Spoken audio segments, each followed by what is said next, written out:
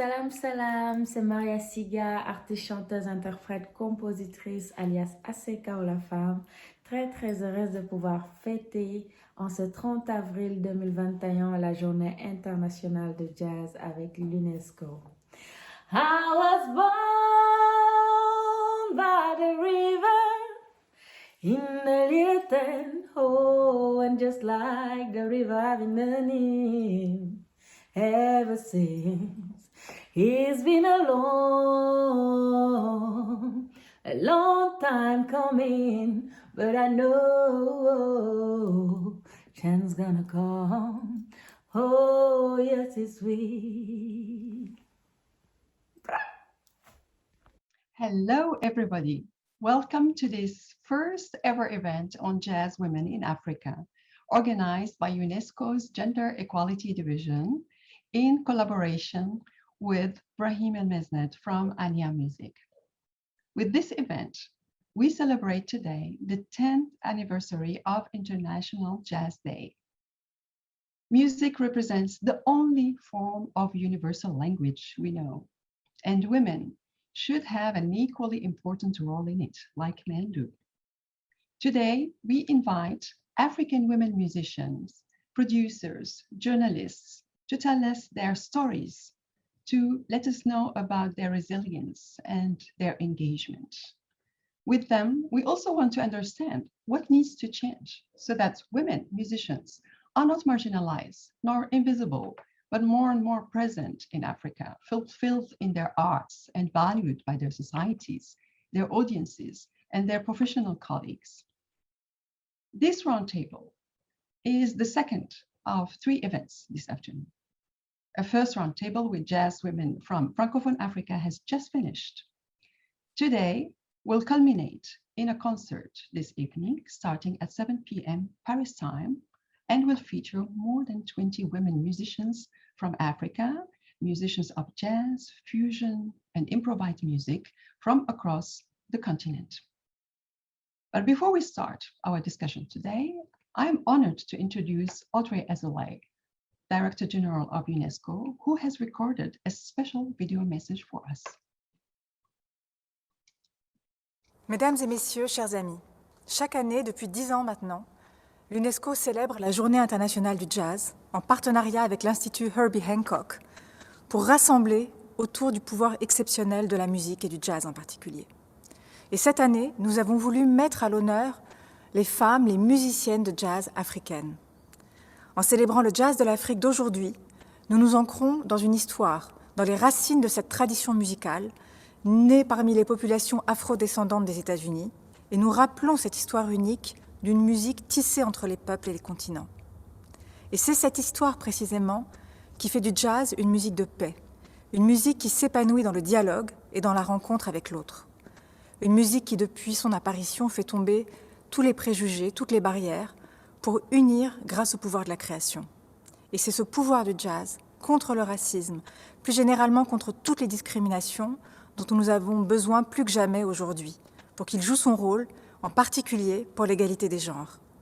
Parce que l'histoire du jazz, et depuis son origine, c'est aussi une histoire écrite, chantée, jouée, voulue par des femmes. Des femmes qui ont fait résonner leur voix et leur puissance dans le monde entier, qu'il s'agisse de Nina Simone, d'Ella Fitzgerald ou encore de Billie Holiday. Ces femmes ont représenté des modèles d'émancipation pour tous et pour toutes. Et c'est la même liberté, cette même conquête de l'égalité que portent aujourd'hui les musiciennes de toute l'Afrique. Mais encore, leur contribution artistique est trop peu reconnue. Et la crise que nous traversons encore aujourd'hui risque d'aggraver encore davantage leur situation, en les privant de revenus, de leurs salles, de leurs spectateurs. Et c'est une préoccupation majeure, particulièrement pour les carrières des jeunes artistes, auxquels la crise est venue mettre un très sévère coup d'arrêt. Alors il nous faut plus que jamais aujourd'hui les soutenir pour que leur voix, comme leur composition, soient entendues. Et c'est tout l'enjeu de ce qui nous réunit aujourd'hui, autour de jeunes artistes de tout le continent, pour penser ensemble l'avenir et le dire en musique. Je voulais vous dire que l'UNESCO est pleinement mobilisée à leur côté pour que leur souffle continue à inspirer non seulement l'avenir de l'Afrique, non seulement l'avenir des femmes, mais celui du monde entier. Alors merci de votre présence, merci de votre participation et très belle et bonne journée du jazz.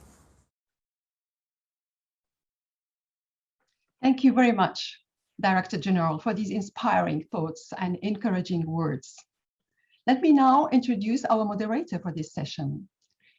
Lucy Ilado is a Kenya-based music journalist and artist rights activist.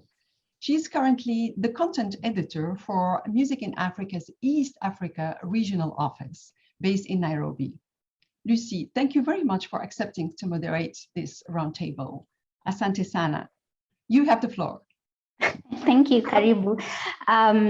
Yes, like Jamila said, I am Lucy Ilado, the current content editor for the Music in Africa Foundation. We are a Pan-African NPO that supports African musicians.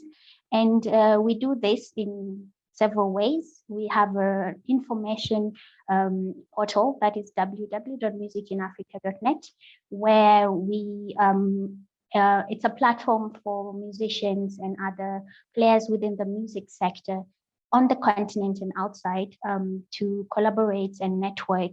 And we also use the platform to share relevant information, support and artistic works, among other things. We also do have an annual conference called Access, which we take to a different African city every year.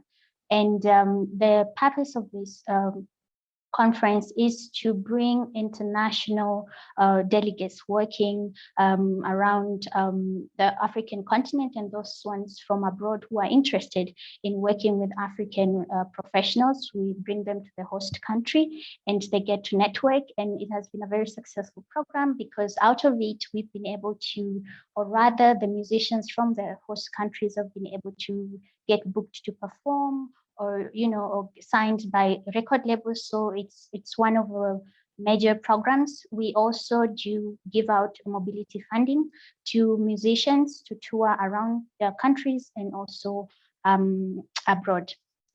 We also in 2020 launched a very interesting program that I think is in line to or with what we are going to discuss today. It's called Gender at Work, and with it we are trying to equip women with skills so that they can be able to navigate the music sector, especially in the technical part of stage management and what have you. So as we've heard from Jamila today, the objective of this roundtable is to learn from jazz women across the African continent with a special focus over the next 90 minutes on Anglophone Africa.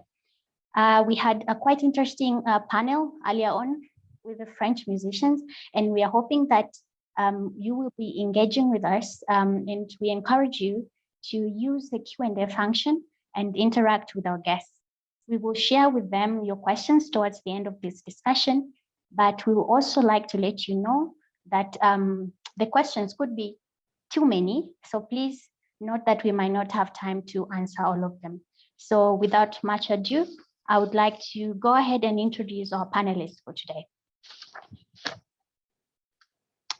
Our first is Lindsay Abuday. She's a Nigerian-born songwriter and singer, influenced by diverse genres such as rock, blues, jazz, and R&B.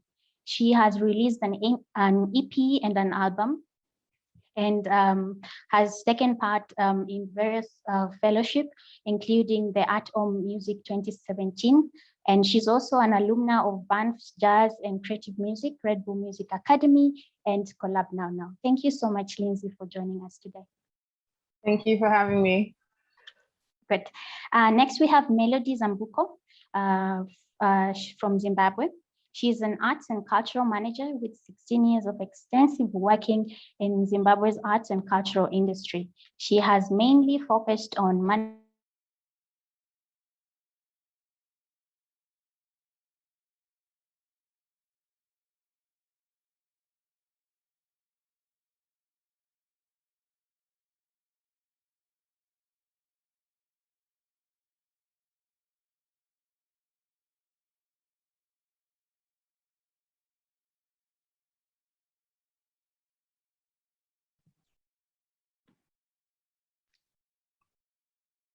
Lucy?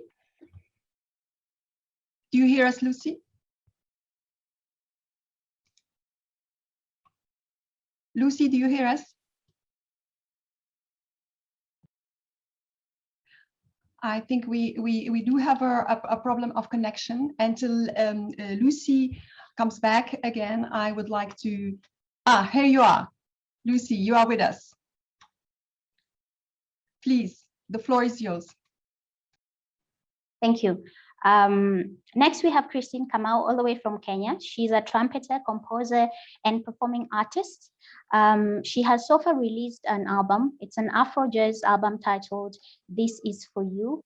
And this came out in 2012. And since then, she has played at various music festivals and also taken part in various music industry events, such as the Virtual Music Indizo last year. Next, we have Priscilla Mohanko, a festival coordinator, event producer, booking agent, and entertainment artist management consultant.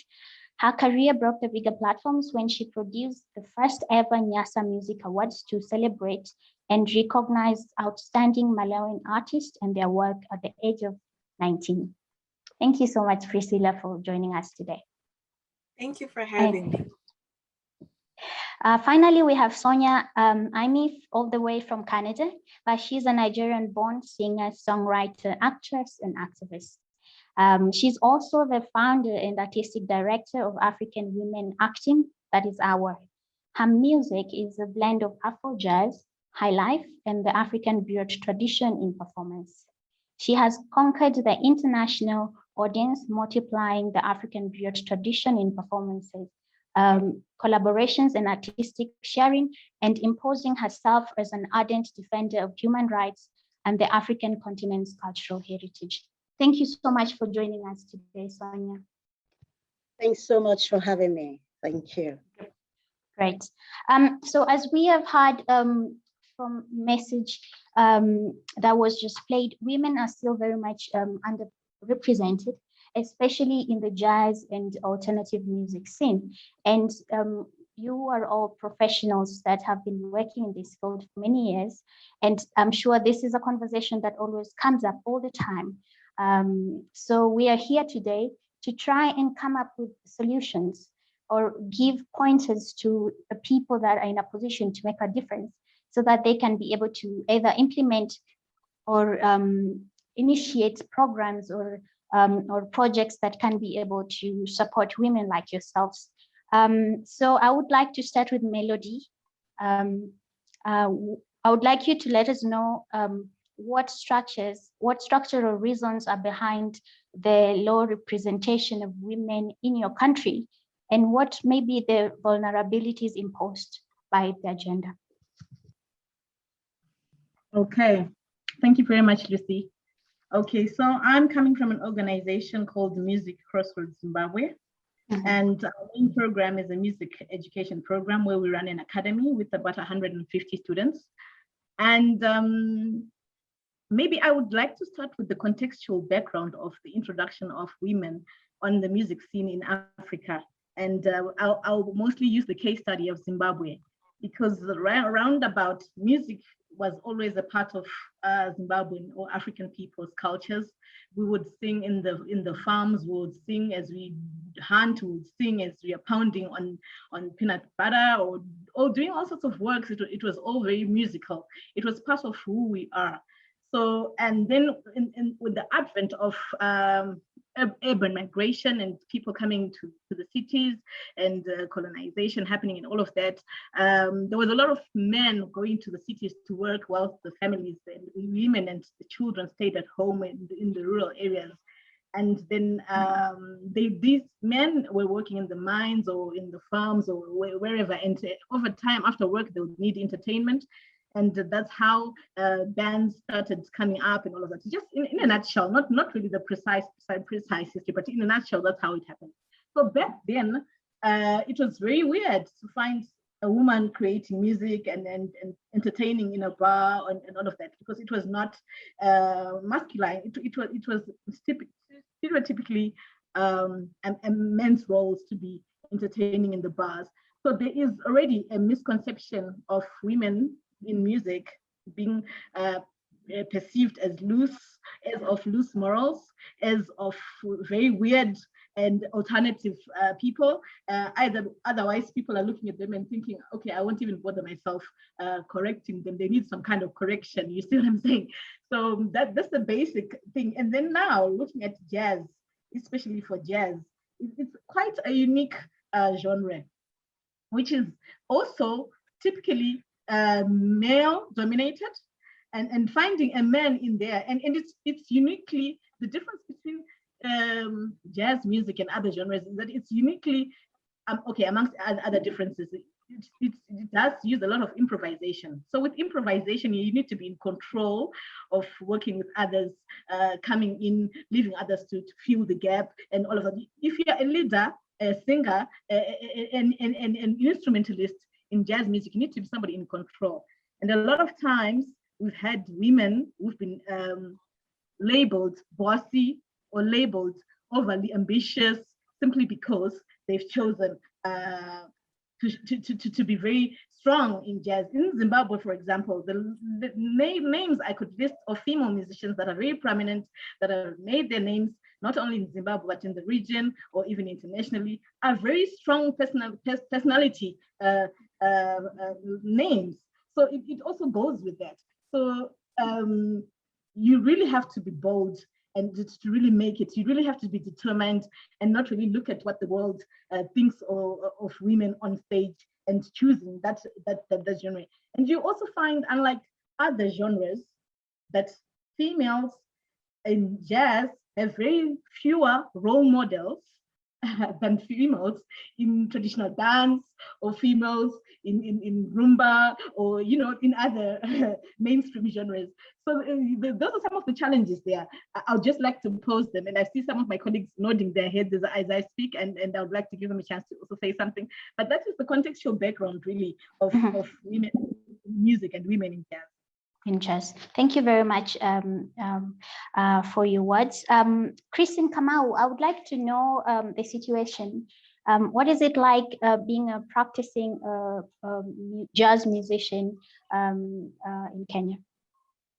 Thank you very much, Lucy. This has been a great journey for me, very adventurous, and it's been an interesting and fun thing to do with my life, to be a trumpeter, to tour various countries across Africa and share my music and collaborate with other musicians. I will just share from my own personal journey how I got into jazz and what my experience has been. I feel as a woman, our barriers to entering the music industry actually starts right at home, because the girl child is policed more than the boy child. If you're around 18, 19, 20, and that's the age where you're getting better at your instrument, you want to go and jam sessions are where out at night in bars. Of course, that already is a barrier. Your parents are going to be a little bit, if they're not very open-minded, that's going to be tricky to convince them that you need to do that. And if you don't pass through that stage in your career, how are you going to be a professional musician without having played a lot? So that was my experience for me, just being able to find places, being able to convince my parents that this is what it is that I want to do, and getting the opportunities to go out there and do that. And I feel also the gender stereotypes towards women who do non-conventional stuff are very strong. For example, I'd go out there to play, and I'd be told, you don't look like a trumpeter. And I wonder how a trumpeter is supposed to look like, maybe because a lot of professional trumpeters are male and people have never seen a woman playing the trumpet. So I would be told, you don't look like a trumpeter. So I would have to prove that I can actually play this instrument. I was assumed incompetent just by being a woman. And but gotten over that. Also, at times I find that I would get extreme reactions from people, either extreme love or extreme just curiosity. There's never a middle reaction when you go on stage and you're playing your instrument. Another barrier that I had is I actually did not have peers. I didn't have people like me who are playing an instrument for a living or who wanted to be professional performing artists. So a lot of the people I knew are guys, and they were not female. So I would feel It was a lonely road because there's not a lot of people like me, and there are many things that I would have loved to share with somebody who was a peer, a woman instrumentalist who maybe wants to go out there and be a professional, but I really didn't have anyone to talk to. I also didn't have a role model or somebody I looked up to. A lot of the people who introduced me to jazz are wonderful men, really amazing people. I would not be here without them like holding my hand, lessons and sharing material. But I really did not have somebody who looked like me, who was out there being a performing artist. But now I'm seeing a lot of younger women playing instruments, and there's even like a women orchestra in Nairobi. It's like the most refreshing thing to see. The scene changing and more women doing this professionally. One thing I also found a bit difficult was the sum total of not being able to play a lot, and also just looking for platforms to play and not being able to play a lot affects how people perceive your career. Because as a jazz musician, you're judged by, have you played a lot? Have you recorded a lot? Who have you performed with? So that for me, trying to find the places to play and not having that was a bit of a barrier. I had to work hard to, get that on my CV and build a professional career. Yeah. Thank you so much. I think you've given us quite a lot of points. I have one question for you. Is there perhaps a specific moment or time during your music journey that you felt you were denied an opportunity, especially because you're a woman and making alternative music? Actually, I would have to say no. I cannot say of a specific moment where I felt that this opportunity was not given to me because of my gender.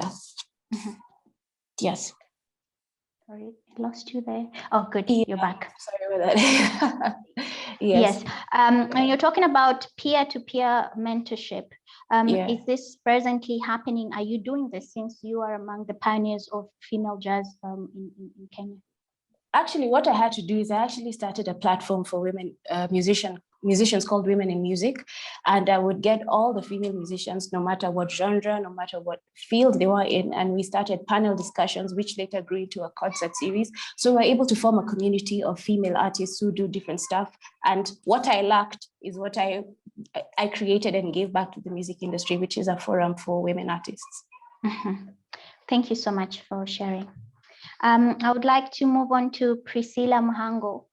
I think she's our youngest panelist, and it's really great what you have managed to achieve during this very short time of your career. I would also like you to give us an overview of the situation for female musicians making jazz music or just generally alternative music in your country. Well, thank you so much, Lucy. First of all, I would like to thank UNESCO for giving us the platform to amplify our voices. We really need spaces like this. I would say, I don't even know where to start. I would say the problem, like Melody said, starts with our culture. Women are literally underrepresented in the music industry, whether in our least developed countries or the very developed countries, the Billboard charts everywhere, women are underrepresented. And we've tried our best. I mean, the women I work around have tried their best to penetrate this music industry that seems to be a boys' club. And the first problem I would say that from my experience that we meet is that we try to, it's already hard to make it to getting into this industry as women, because once they look at you as a woman, you're already written off. You have to work twice as hard to prove yourself, to be able to manage to do what the rest of the musicians can do. It's always women being in the background, women, even in videos, just backup dancers. If a woman decides to be a band leader, her voice will still not be heard. If the other genders are there, it seems like she has nothing to say. And the other reason would be women are taught once or women are forced to sacrifice more than their dignity once they enter the music industry. They are told that their talent is not enough, and so they have to add on top of their talent. For example, you have to dress provocatively, because once you get on stage, you can't just start playing your guitar to get people to look at you, which is not the same case with men. You have to dress somehow to get there, or dance twice as much as men, or do extra things to get the attention that men would normally get if they didn't have to do all of that. The other thing would be, I think the way the system has been designed about gender inequality is to have us hating on ourselves, because we're already in competition trying to get into this industry. So if we see our fellow women trying to do the same, we feel like they're marking our territory, or there's this sort of competition, they're trying to get what belongs to me. And so it is very, very hard to, we also seem to bring each other down.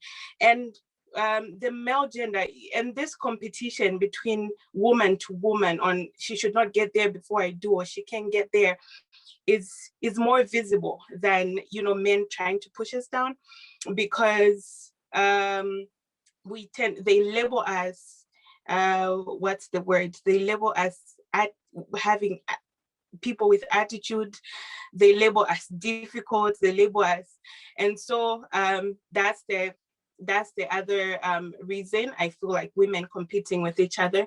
And then the other reason would be, I would say, well, I already mentioned about women trying to bring each other down. I think that's it. That's it, I would say.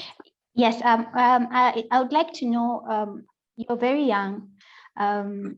How is it like for you being in this industry where you have veterans, people who've been doing what you do for decades? How did you manage to penetrate and make a name for yourself at such a young age? I would say it has all been passion, and also I've had to, I've walked in rooms where I don't have to say my age until I finish the job, because then they'll be like, that means I'll have a woman being female to deal with, and then I have being young to deal with. And so I would most of the times not mention my age, and then just get the work done, and everyone else would know my age later. I've had to be really strong and work, 4 times as much as everybody, so that I can prove myself that I can actually do it, and for them to give me these spaces at these tables. Mm-hmm. I've also made challenges as, well, being undermined. I think I have, unlike, I really didn't get her name, but the jazz artist from Kenya, I've really had issues where I've been oppressed or pulled down because I am a woman. And for example, being in a room with decision makers and trying to propose ideas or get more women involved in projects. Like, I would propose the same idea and most people in the room would tramp on the idea. And then a man would propose the same idea sometime later and they'll be taken seriously. So it's visible, it's there, the gap is there, the underrepresentation is there, being undermined and degraded in this industry is there, but we try to push on. Yeah. Thank you so much for sharing. Lindsay, the Nigerian music industry has put the African continent on a global map when it comes to pop music. But how is the situation like for musicians like you in the alternative space? Please unmute your microphone.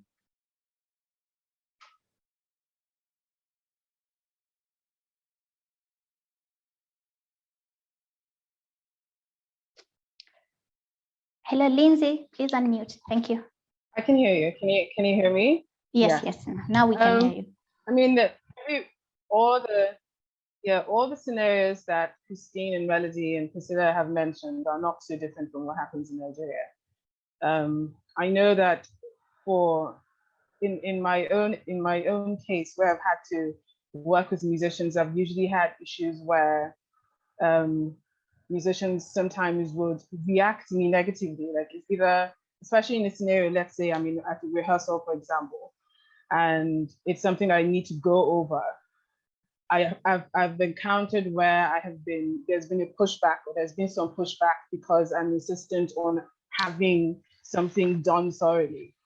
And then the instance, the conversations about, oh, she's difficult, or she's being bossy, and that has been pretty difficult to deal with. But something I'm learning, which is the beauty of time and experience as you go on, is that at some point you have to learn to not have those comments affect you. What matters is your work. And the funny thing is that it's almost as if they don't realize that if you're having to work with musicians, you're having to pay them as well. And I don't know why I would pay musicians and have us work together, and the reaction I would get to be different from the guy who's paying them or working with them. It's a very weird dynamic. But just like Priscilla said, you just have to you work twice as hard, and be in a position where your work speaks for you. I mean, I know that there's a time I've encountered a scenario where I was not offered a job because the person who was going to give me the job wanted a sexual favor. And those are things that you have to deal with. They're painful, but they're things that your integrity is in question. So you walk away, sadly, but those are some of the things that you kind of have to deal with as a musician who's a woman in Nigeria. Yeah. Oh. Thank you so much, Lindsay. Next, we'll have Sonia. You're an African musician in the diaspora. That I assume already is a challenge on its own. But what is it like for you as a jazz musician, making music away from home? And of course, you can also tell us a little bit more about what you do with the organization. Okay, thank you once again to UNESCO and every one of you for having me and for creating this platform, raising our voice to talk about issue which reflects us as African female jazz artists. Yeah, for me, I mean, like every other women, my counterparts who have spoken, it's the challenge, whether be it in Africa or in the diaspora, the challenge is the same. Maybe it's a little bit easier for me because I was able to create my niche. I was able to create my brand. Okay, I'm not my work is not competing with the Western people. I had to tap from my roots, my Nigerian identity, from my Benin heritage, Benin City, from the ancient Benin, and from the values my mom impacted me as she being an actress and singer, and to implement all of that into my work as an artist. And doing so, I'm able to create my originality, whereby I don't have to compete with the other artists, because the issue there is that when you begin to want to assimilate, you want to look like the Afro-American or the Italian or white Canadian. Of course, your space is limited. Already as a visible minority, there is already an issue there. So you really have to work on your brand by really making that importance of your tradition, of your roots, highlight in your work. So with that, I am able to create my niche. I'm able to, whether I'm organizing by myself, whether it's been organized by my booking agents, we're able to navigate it. Plus, I am an actress. So I do a blend, like my experience as an actress, storytelling. So I am able to, combine the work together in a way that I can appeal to different audiences. And now, yes, I also try to work in Nigeria. For instance, the situation, the problem in the source of this entire problem for me is not about being a jazz woman. It's possible, we can realize it, but the industry itself in our continent has to be defined. It is not defined. It's not being defined. Being defined means create a structure, a support system providing functional, that provide opportunity for artists, a platform where artists can have support in creating their work, in practicing their work, a platform they can share their work as well, a support system that encourage the population to buy into it doesn't matter the genre of music, but what is required is a support system. Like in the Western world, I'm able to impose myself also because there is a support system. If we have the same in Africa, we have the numbers to make it work. For instance, in Nigeria, there is a problem with jazz, be it men or women. It's not an issue of gender. It's an issue of having a proper defining the sector and defining the structure, okay? If we, like, for instance, going back to Fela Kuti, what Fela did, he defined the structure for Afrobeat.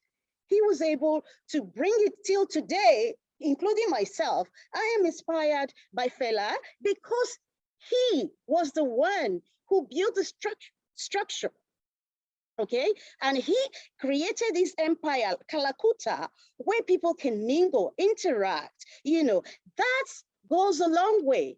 That is the reason you have me here speaking about Afrobeat jazz today, because there has been that system which was created by one single man, and it's made it global. Of course, it's kind of been influenced today by the contemporary world, by upcoming artists, is Afrobeats, everything, you know, is twisted around. If there has been a support system acknowledging Fela in doing that, today, people like me, I can earn money even in Nigeria. There are people like Ayo Shadare that struggled over the years in bringing, in programming the Lagos Jazz Festival. How many times did he try to bring me down there? He couldn't, because he didn't have, there is no patronage, there is no support.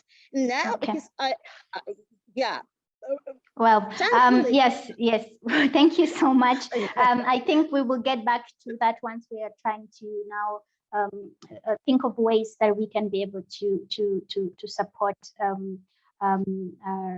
women in jazz music and making alternative music. But I think you've raised something very important, that the issue, as much as yes, we have very few women, the issue is in the genre. So the jazz music does not, we could say, doesn't have the much support as compared to pop music, for instance, if you're talking the case of Nigeria. So thank you so much. We'll get around that later on. I would just like to encourage our audiences to send in their questions using the Q&A chat, and we will soon be sharing it with our panelists, and hopefully we can be able to, they can be able to respond to that. I would like to know the role of, what you think the role of media, what role media can or should or is playing in promoting women in music.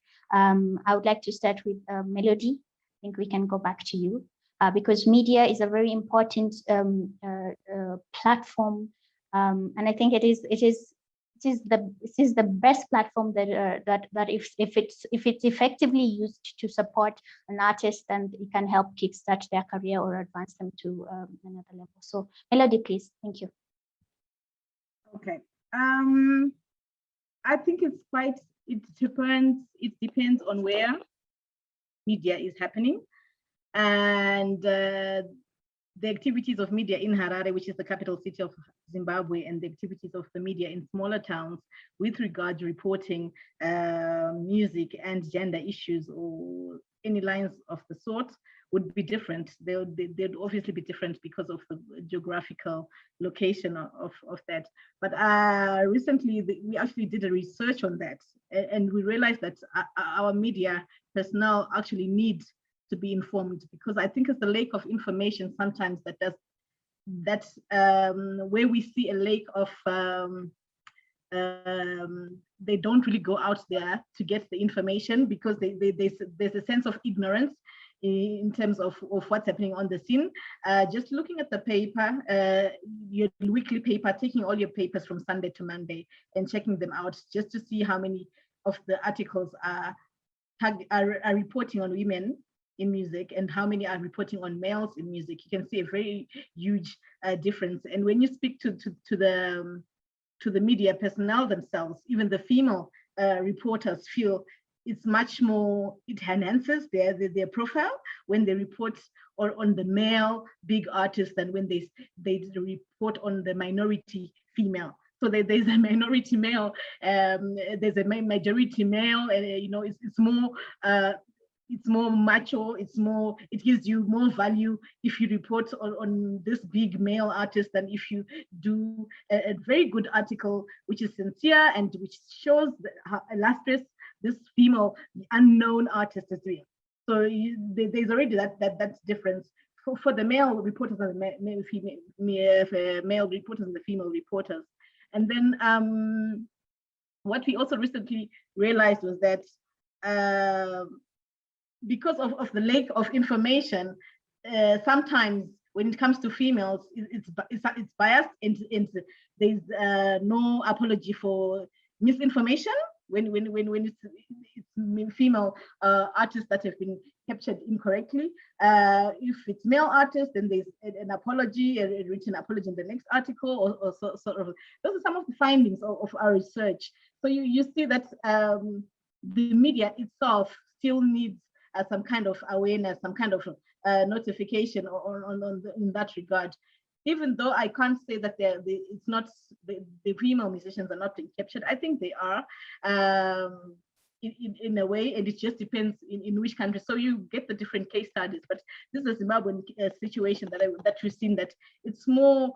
It gives them more flamboyance as a female reporter or as a male reporter if they do a very big article on this male well-known artist than if they do on a female equally good artist. So it's about them and not the artist.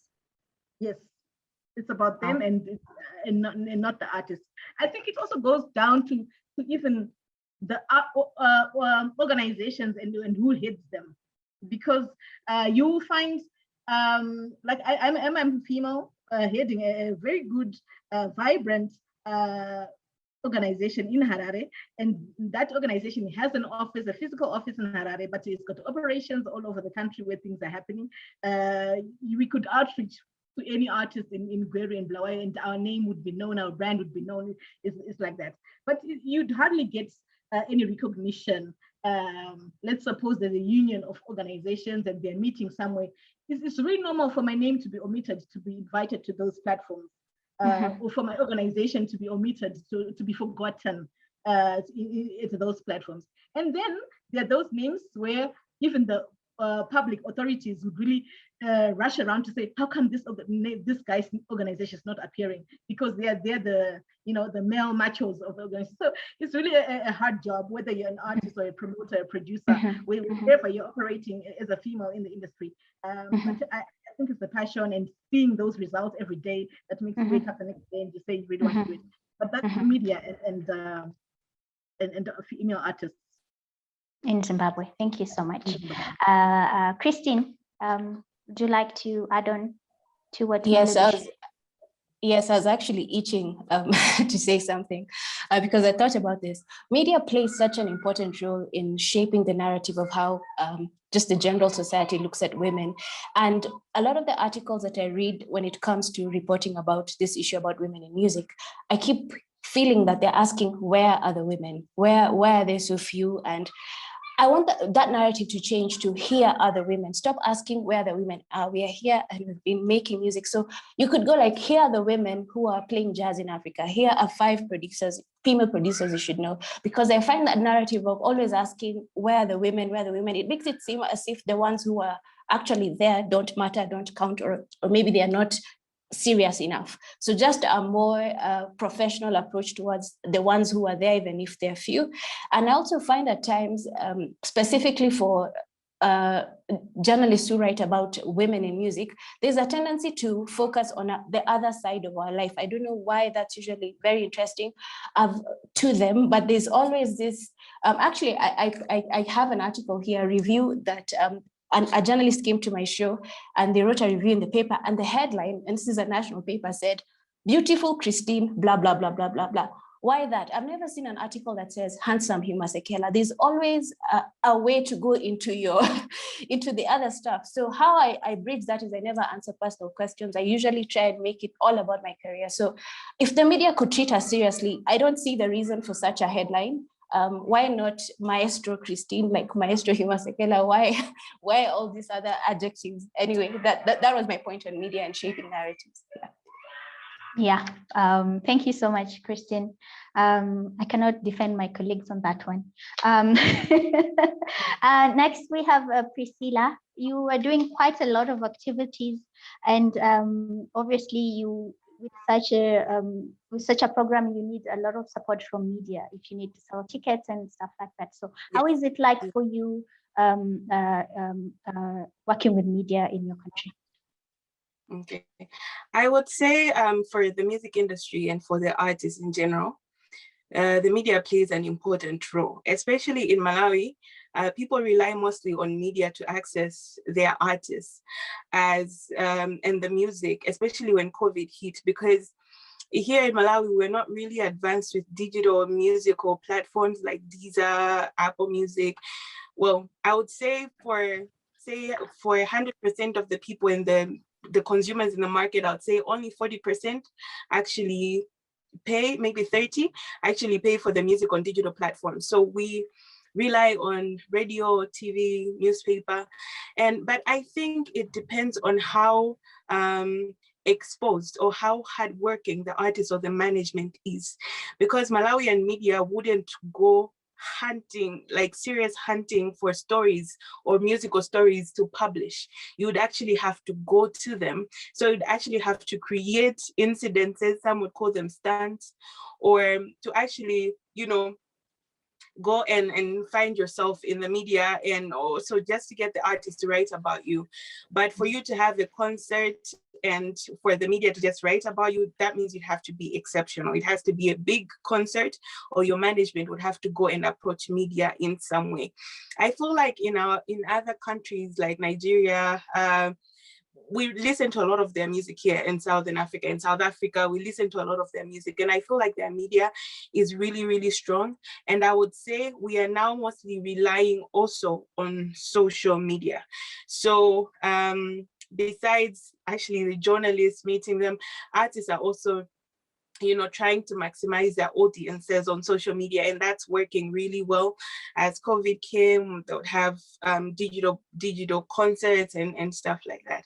So for Malawi or most Southern African countries, you would have to be really hardworking to get yourself to be present in the media. Mm-hmm. So in Malawi, we're having a situation, I mean, this is common in most African countries where foreign music is dominating the airplays. So as an artist manager, how do you get your or are you 100% relying on music streaming? How do you have to do something extra to get your artist music played on radio or on TV? Please unmute.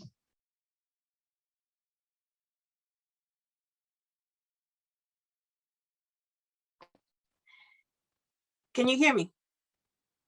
Yes, thank you. I would say in Malawi, I do mostly artist management consultancy. The artists that I mainly manage, one is Zambian, the other is South African, and I'm also working with a Nigerian currently.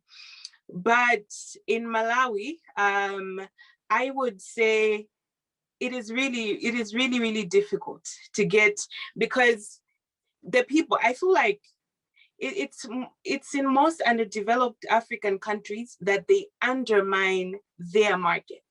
And for you to make it internationally, you have to make it at home first. And with the way our music industry is structured, we have data issues. Malawi actually has one of the most expensive data in Africa, and yet we're really poor. So we have issues like this contributing to people not accessing the artist music. And then we have the issue of piracy. And it's very difficult to get Malawian music on the international market. If the ones that are making it are very few. And well, we were introducing trainings to train people on artist management and to get them to, try to get their music on international markets, but it's really difficult. And we still find ourselves, at weddings still playing international music, at national events playing international music. And it's really a pity, but we're trying. I think we'll get there if some of these factors are looked upon and fixed. Okay, thank you so much. Lindsay, as a recording artist, how is it like for you working with media? How is your relationship? That's an interesting question. So, you have no relationship with the media. No, there is. So the thing generally is that when you start working, when you start performing, and there's some media houses or media firms that cater to certain genres. So as much as they're the mainstream ones, they're those that cater to genres that are not, as I know, recently there's like Native Mag, and Custodian, and Radio Africa that focus on genres that are not as popular as, let's say, Afropop. But the thing is, sometimes when you're thinking about visibility, it will be nice to be on those bigger platforms. And in the last couple of years, because of the interest in Nigeria, it seems that the bigger media firms are looking for the A-list artists and are pushing them so they can get also for themselves visibility on Vogue and, Pitchfork, and, that kind of has a part to play in how it affects our own visibility for people who are doing genres that are not as popular, because media houses are just moving to where the attention is, right? So as much as we try to sending, if let's say you have a session and you reach out to some of these journalists, not as many people show up because they think, you're not an A-list artist, so why would they come? So it makes things really dicey, and it also affects even you as an artist when you're thinking about promoting your work. Sometimes there's also the downside of you ignoring the media firms at home because you're also thinking visibility outside, especially when you're not maybe like the income, you're not earning as much and you're trying to get more visibility so you can get maybe more international bookings. It's nice to have like 1 or 2 articles outside of Nigeria. So sometimes artists too have a part to play in ignoring the media houses that are in their country looking at visibility outside. So it's like a double-edged sword as far as relationship. Yeah. So for you, how do you get the visibility? So one of the things, social media is pretty powerful. Social media has been a really helpful tool. Something that has also worked for me is that in the past 3 years, I've also been pretty active in art residencies. So I've gotten to meet people who work in media outside of Nigeria. So you're thinking, if there's something that I need to get out, you can easily just send an email and see if it can help you. But that is only on the top. When you really want to go deep into it, I think the problem comes from the fact that the structure is weird, especially as far as the African continent is concerned in general. It's like everybody else is connected. Europe is connected. Asia is somewhat connected. North America is somewhat connected, but Africa is not in the chain. So even when you're thinking, you're thinking exchanges, or you're thinking tours, or you're thinking media. Some people might have interests that may want to have them come to where you are, but because of the way the structure is, it doesn't let them have access. That affects visibility, especially for you, because you can go. I've had issues where I've had a scenario where one of my residencies was in Canada, for example, and I really wanted to work with the musicians there, and I was trying to see, okay, how is it possible that we can work something out where they can come to Nigeria?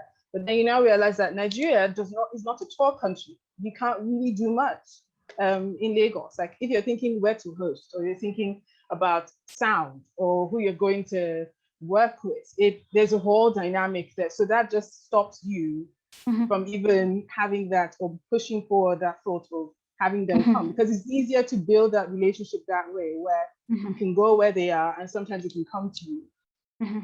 Good. So that chain is disconnected, and that's where the problem is. All right. I think I would still like to have you, because a question has just come in and it's on social media. So the question is, we are living in the social media revolution. Social media helps young artists gain visibility, but discrimination and harassment are also very common. How can we make sure that social media are beneficial to African women musicians? That's like a loaded question.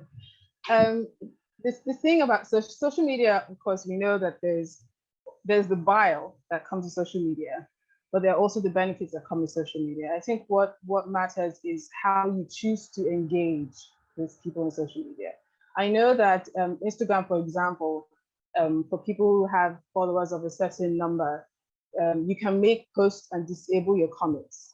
So you don't have to deal with that negativity. I think that generally, you kind of have to curate your social media following, the people you engage with, the people that you follow. When you notice that there may be a bunch of people who have somehow been brought to your timeline and you're not in line with what they're doing, disconnect. That's why there's a mute button. That's why there's a block button. If you are interested in media, follow those people that you're interested in following on media. If they have conversations and it's something that you think you can comment on, send like those are how relationships are built on social media. If someone makes a statement and it's something that you're interested in, you can make a comment.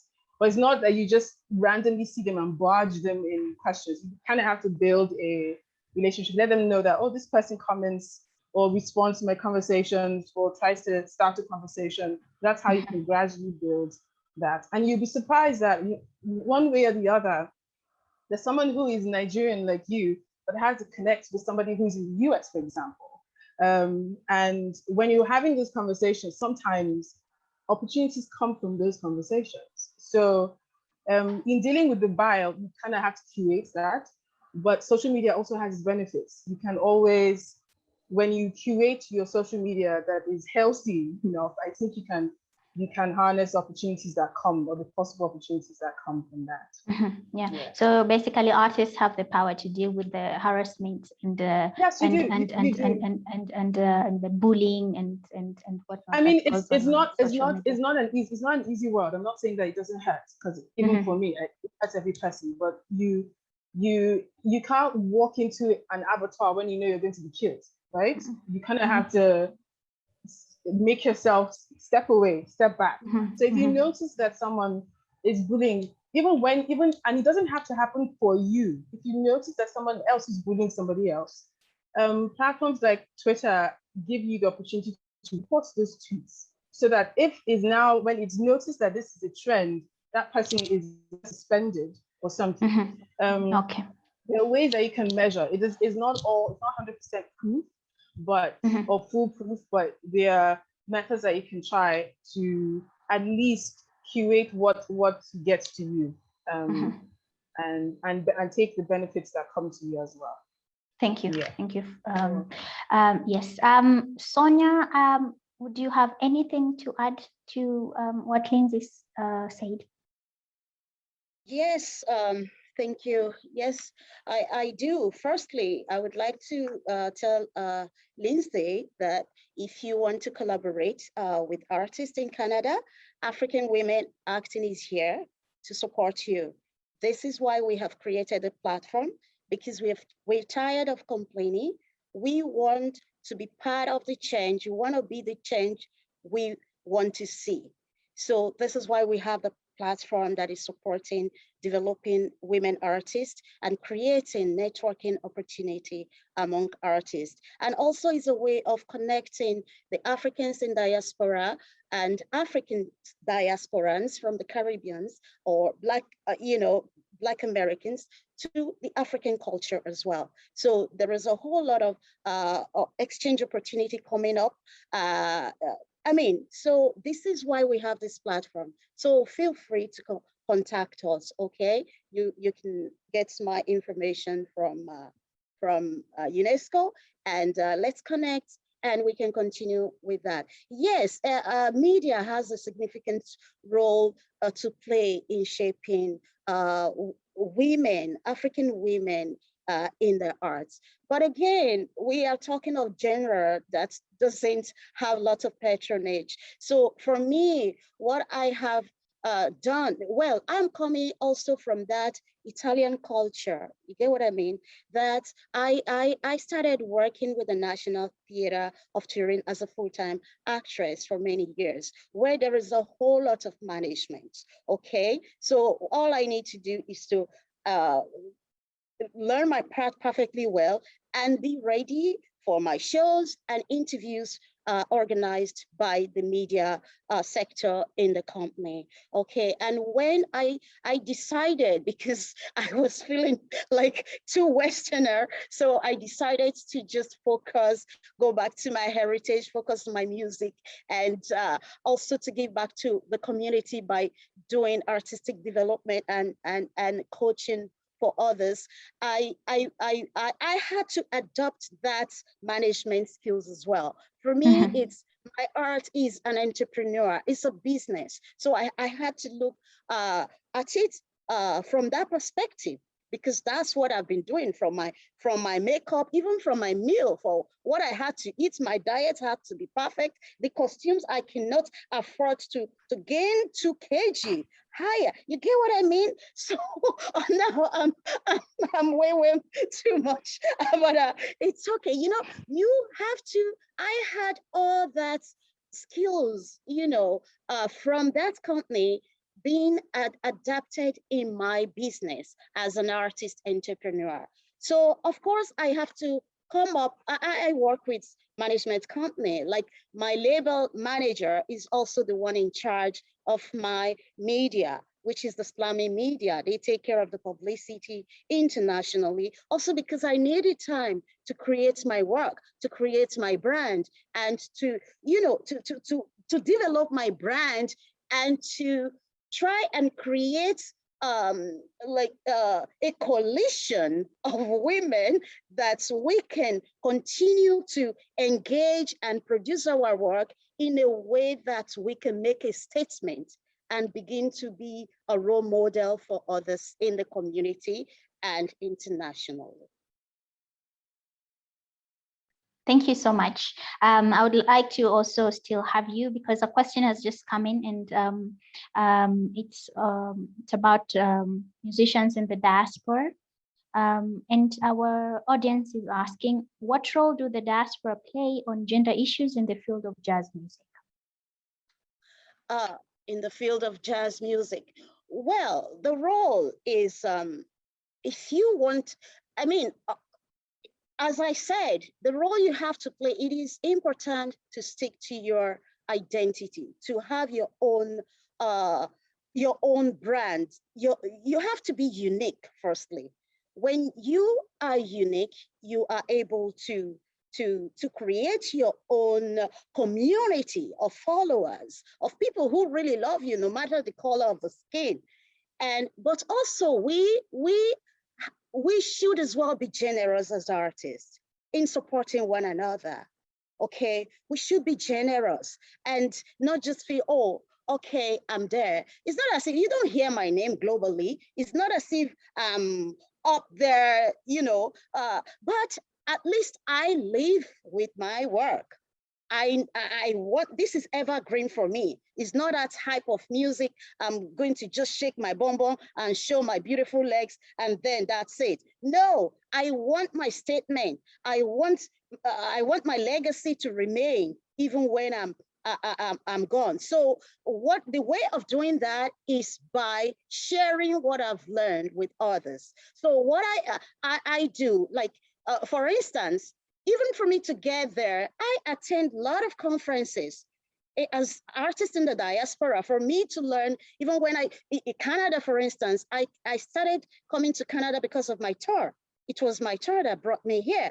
And I saw the opportunity for me to explore North America. And what I had to do is engage in series of conferences they have that feature who is who in the industry, the stakeholders, the presenters, the booking agents, the labels. That's where I got a label who was willing to work with me. So that's how you network. You even get to meet people from other countries and you are able to collaborate as well. So whether a diaspora or Africa, there should be that opportunity for networking. And we should think as artists in investing on us. It's a business. We don't just, we are not there just to get. You have to give to get. So you have to think of it. If you want to open a pizza shop, you have to invest. It's the same thing as the art. Creativity, yes, but invest in every aspect. You have to save money instead of going to be buying flashy cars and beautiful jewelries, gold that is, you know, taken to heaven with you. Invest it in your music. And, you know, the more you invest, the more you get as well. Music business. Yes. Yes. Yes. And I think this was a wake-up call for many artists, especially when we had the COVID-19 breakout last year. And it's interesting to see many of these artists now, they are diverting into doing other things. So that is sort of an upside that came with the pandemic. And you've also raised something very important to network at conferences. And on a normal period, these conferences, you know, they happen all over the world. But with the pandemic, now we're having these conferences happening online. And yes, I think this is a very great time for artists to utilize and register and participate in this networking and conferences. And yes, at Music in Africa, we do share a lot of this information, and we publish most of these conferences before they happen. So you have the opportunity to register and network. So thank you so much. Christine, we have a question from an audience that I would like you to take on. And they say, can you share with us one message you received from a fan that made you understand that you can have an impact through your music and that you can inspire young people, especially young women? Wow, such a beautiful question. I can't zero in on one. I've had several moments where fans really changed my life. One time I was performing at Alliance Française in Nairobi, and after the show, this lady just came up to me and gave me the tightest hug. I don't know what my performance meant to her, but I think she was very moved by the music. She was very moved by what I was doing, and that really gave me a lot of strength and just a lot of encouragement that me being on stage and me performing and me doing what it is that I'm doing is touching people's lives. I've also had quite a number of inboxes from, you know, younger musicians who are picking up an instrument and they're like, you know, I look up to what you're doing, and it gives me a lot of hope and a reason to keep doing what I'm doing, because other younger musicians are actually looking up and getting inspired. Wow. Thank you so much. Melody, you've been in the industry for 16 years, and that's a long time. And I'm sure you know the upsides and the downsides of being an educator, of being an active participant in the creative sector. So my question to you is, can you share your thoughts on the kind of solutions for implementing real change? And by this, I mean trying to at least achieve some sort of gender balance. We know that it's not something that can happen, in a day or two, but it has to be a culture that we get used to, especially as curators and as people in the decision-making space. So, what would you recommend as some of the solutions that can be taken on by the audience today? Okay. There's a lot that we could do, maybe by the audience, maybe by the female musicians themselves, maybe by policymakers. Everybody has a role to play. That's really what I think. But I think that the starting point is accepting that there is an imbalance, because I've had platforms where I've actually sit with young musicians, because I'm with young musicians 3/4 of my life. I'm working with young musicians, and they're amazing working with. They are very free-spirited. They will say what they want to say. They will do what they want to do. And you ask them, why are you doing that? They will say, we don't see that there's any imbalance. The male young musicians will feel, I think the female musicians are actually getting more platforms because they're female. So I think the first point of departure is accepting that there is an imbalance. When we accept that there is an imbalance, we are very objective about it. So we can actually tackle it from a very factual and objective perspective, rather than just not accepting that at all. And then there's very many aspects. I'm also a member of what they call the Women's Desk at the Union of Musicians in Zimbabwe.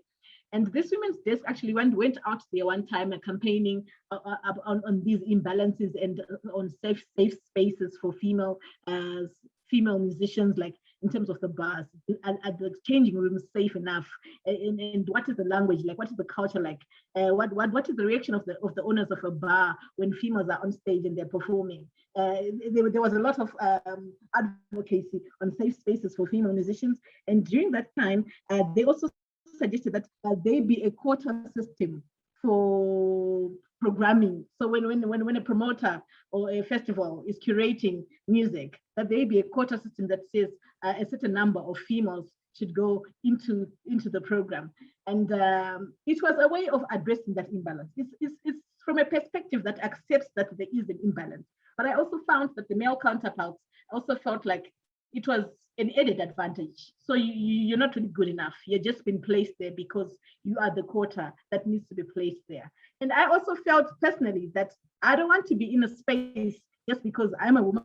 I want to be in a space, I want to be engaged because I'm competitive, because I'm the best that there is, because that is, I am the good choice. You see, so there is also that option, which is an arguable option. It's quite debatable, but I remember very well our women's desk running around and trying to lobby for that. And I understood why they were doing that. It was from a perspective of understanding that there is a balance and accepting that there is a balance in the first place. And then sometimes also I've seen when a recruitment process is gender blind, I've noticed that sometimes we get more women entrance into a musical program than we normally do.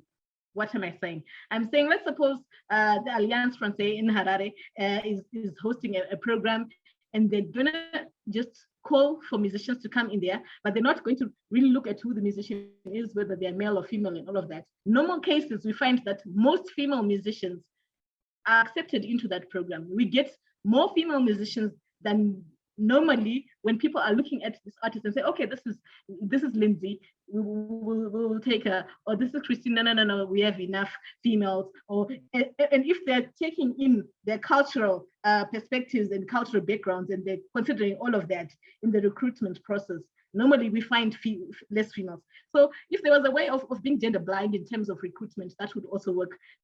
Those are some of the options that I also feel. Excuse me. And also at the Music Crossroads Academy, where I'm the head of the organization, we at one point had the female musicians complaining and they said, you know, sometimes the male students can anytime walk into the space and ask for rehearsal space, and they can even ask for, can we have a rehearsal space for 10 p.m. to 5 a.m.? And we're like, oh yeah, the space is free, you can use it. But have you ever considered that the female musicians, the students and maybe the parents don't allow them to be out all night, or they're not happy, or they're not safe having their daughters out there all night and all of that. So the female bands decided to create an all-female ensemble. And that also worked. And I think it was Lindsay who also mentioned that, or was it Lindsay who also mentioned that, no, it was Christine, mentioning that there was also an all-female jazz something happening in Kenya there. And it's very encouraging for the females because they work around the times that they're comfortable with. Some of them even bring their children to the platform. They can leave them playing outside with a caregiver whilst they're rehearsing, they're happy about it and all of that.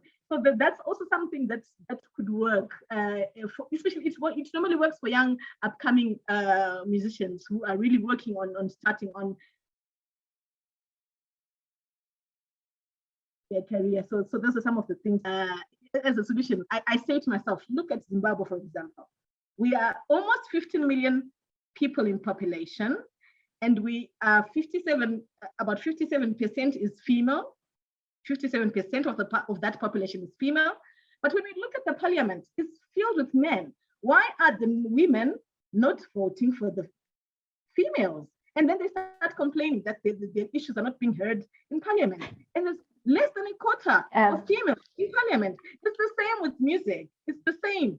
Why are the females not patroning? Why are we not patrons of female artists when they come to perform? Why do we want to go to the males?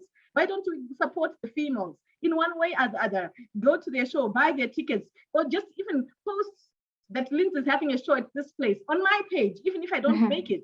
Why am I not supporting female artists when they've started on this career? We are more in numbers, so we should work together and combat this whole females males imbalance.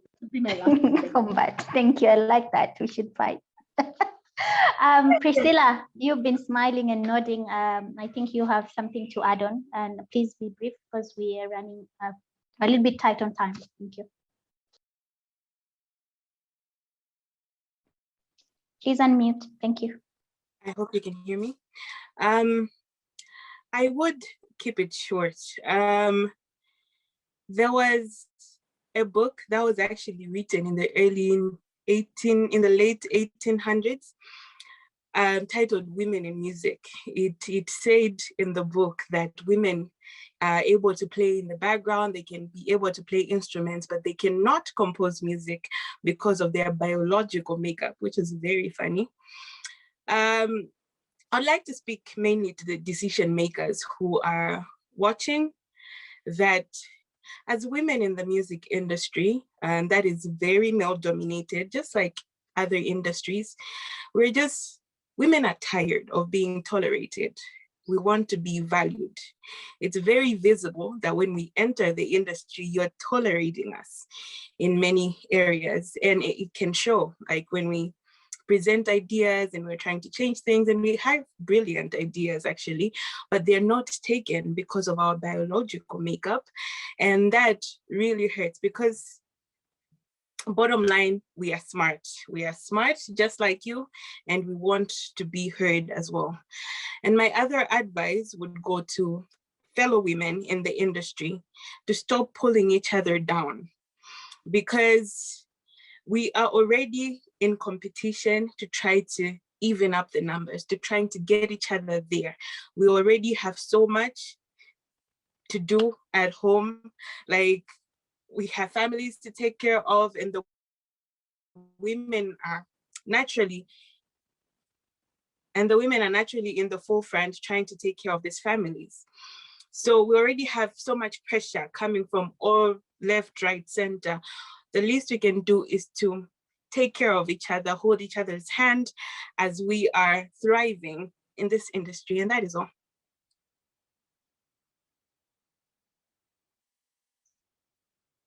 Thank you so much, Priscilla.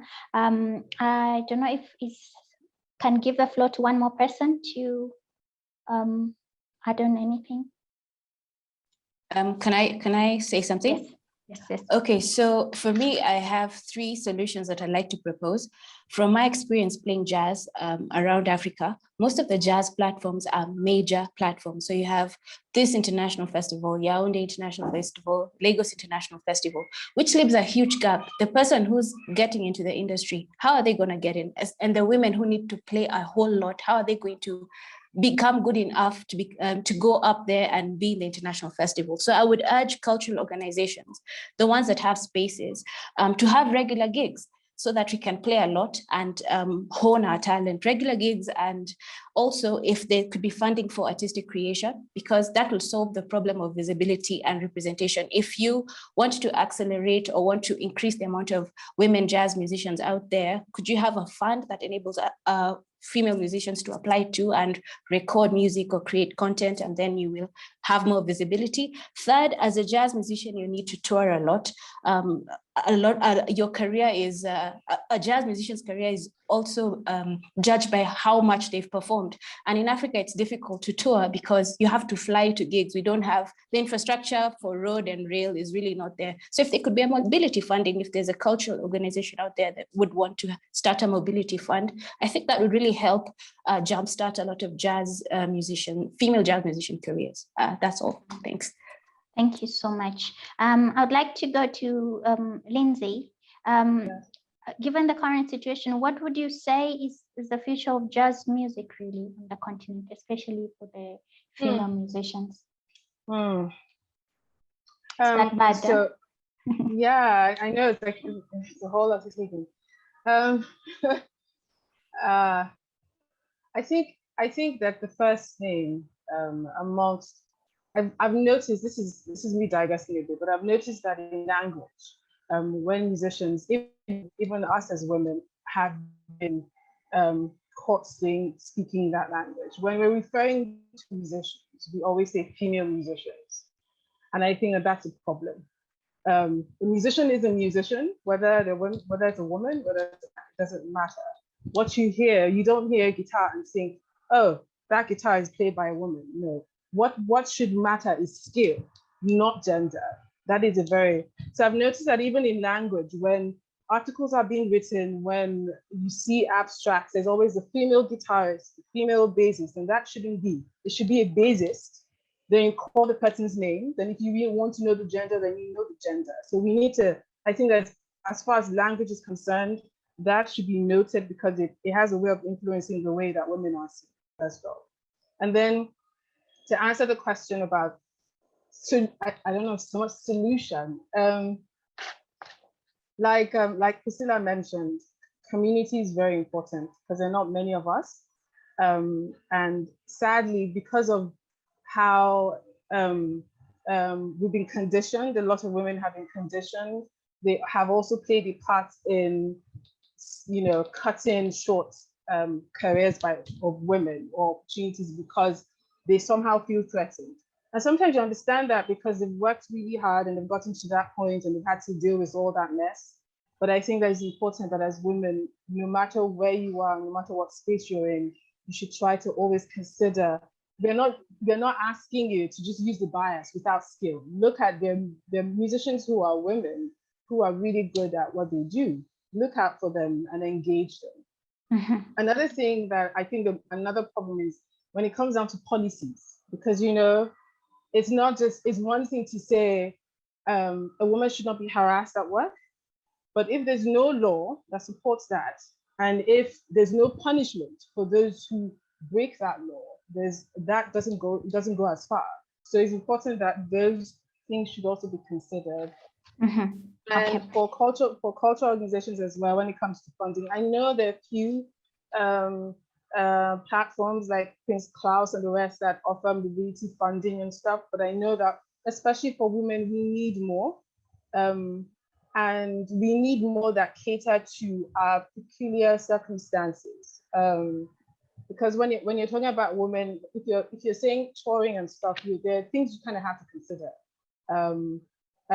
For example, we are all women, we all have periods, right? There are just certain things that you have to keep that have to be made or made easier for women to deal with while they're working. And those things should be, so whether it's security or just having safe spaces to rehearsing or to work in, or to have environments that allow that even if somebody breaks the law, that they're punished for it or they're penalized for it. Those things go a long way in helping how women work in general. Because some women don't work or choose not to work in certain spaces because they don't feel safe. It's not that they don't want to engage, it's that they're worried about the security. So those things are things that we need to consider while we're creating spaces for women. It's important that we do that. Thank you so much. I would like to give a minute to Sonia to just summarize if you have anything else to add on to what your colleagues have already mentioned. Yes, and summarily, I believe the leader must try to build a supportive system that helps women, and also presenters as well. And, you know, they have to implement it as well as a support for women. Otherwise, it's going to be difficult. Another another solution is for women to take this art from a business angle.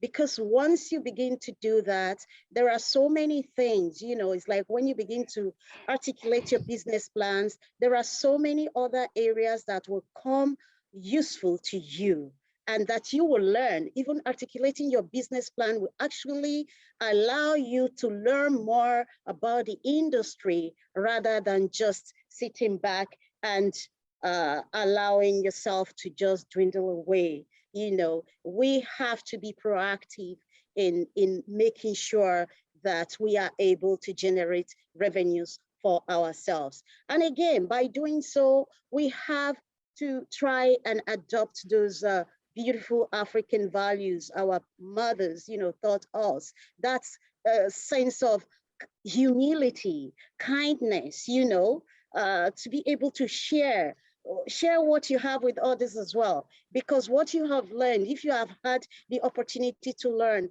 not every artist have that money to invest as you. So try and share. We are not here to compete. Sonia Aimee is not Lindsay, it's not Lucy. We all have our purpose of being here on earth. So as we see there are challenges, we have to be that part of that change we wish to see by sharing, you know, our skills, our love, our arts with other artists for our betterment. It does help us. It heals our soul, and for the betterment of the entire community. So yeah, for this, please feel free to reach out to us and let's discuss. If you need any support or you have ideas that we can collaborate as our African women acting, reach out to us and we'll see how we can work together. Thank you. Thank you so much. And also to our audience, I would just like to mention that UNESCO did release, I think it was in March, a very intensive research on a report on gender and creativity. So it's available on their website. So I encourage all of you to find time and have a look at it. And I think also this is a time that I get to thank all of you. Thank you so much for sharing your stories, sharing your wisdom, and we do appreciate your insights. And allow me now to invite Jamila back so that she can close the event. And do not forget that we have another program for you lined up later on. We have great women band that will be showcasing later this evening. So thank you so much. It's a goodbye from me. Thank you very much. Thank you very much, all wonderful women. I mean, and Lucy, thank you very much for a very fine and very smooth and reflective way of moderating this roundtable. And it was a great pleasure to listen to you, honestly. I felt really heartened and pleased that we did organize this space, even though in the last minute, to hear you. It was as I think Melody said it, and Christine, it's an all women ensemble. but the session was very good. I loved it, and I can tell you from UNESCO part that all the good ideas you volunteered this evening, this afternoon, we take good note of it, and this conversation is not over. We will have the chance to gather again, and maybe also to invite other parties to your business. The many institutions you mentioned, the many stakeholders you mentioned, and on which you envision and you count that they help make this industry also as firm for women as for others, and for talents and for young generations. I liked very much that you mentioned and you are aware of your role as role models for generations in that beautiful continent. As Lucy said, right now, we will be finishing and culminating our day with a big concert. And I'd like to quote Christine. I liked very much your idea when you said, stop asking where are the women? Here are the women. So I will finish this roundtable with a clip with greetings from women musicians from Anglophone Africa, who will be featured together with other, a big group from Francophone Africa this afternoon at 7 p.m. Paris time, in a big concert tonight celebrating International Jazz Day with us. Thank you very much and have a great day, everyone. Bye-bye.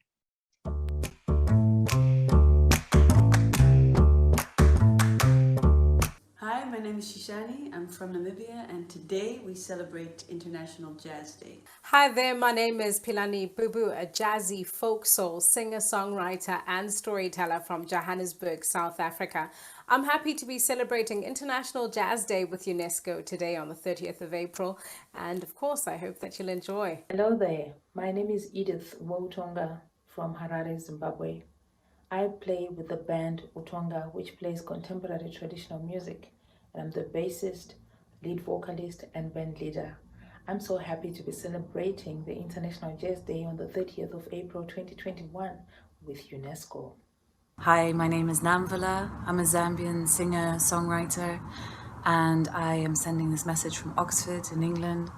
I am delighted to be taking part in UNESCO's International Jazz Day this 30th of April 2021. Greetings from Toronto, Ontario, Canada. My name is Sonia Aimee, a Nigerian songwriter, singer, actress, cultural activist. I am very honored to celebrate the International Jazz Day with UNESCO. Thank you for promoting women in this context. Hi. My name is Christine Kamau. I am a Kenyan trumpeter based in Nairobi, and I'm happy to take part in the International Jazz Day celebrations with UNESCO on April 30th, 2021. Hi, I am Jennifer Solidadz. I speak to you from Mindelo. I am an artist-singer from Cape Verde, a small country in Africa. So I am happy to celebrate with UNESCO the International Day of Jazz on April 30, 2021. I am Johanna Saleh. I speak to you from Addis Ababa. I'm an Ethiopian singer and songwriter, and I'm happy to celebrate with UNESCO the International Day of Jazz on the 30th of April 2021. Hello guys, my name is Karina Gomez, singer and songwriter from Guinea-Bissau. I'm speaking to you from Lisbon. I'm very glad to join UNESCO to celebrate the International Day of Jazz on 30 April 2021. Thank you very much, you guys, for supporting me. Bye. I am Chalina, speaking to you from Addis Ababa. I'm an Ethiopian artist, musician, singer-songwriter. I'm very happy to celebrate the International Jazz Day with UNESCO on the 30th of April 2021. Blessings. Hello, I'm Siti Amina, a lead singer of Siti in the Band, speaking from a magical and cultural island of Zanzibar. I'm the lead singer and oud player in Zanzibar. I also translate a genre of traditional Taarab music to a contemporary one. I'm so happy to celebrate together in UNESCO on International Jazz Day on 13th of April 2021. Hi, I am Lindsay Abude, a singer-songwriter from Nigeria, and I am happy to be celebrating the International Jazz Day with UNESCO. Hello everybody, my name is Zina Blanche, all the way from Bujumbura City in Burundi. I would like to let you know that I will be celebrating the UNESCO International Jazz Day on the 30th of April 2021.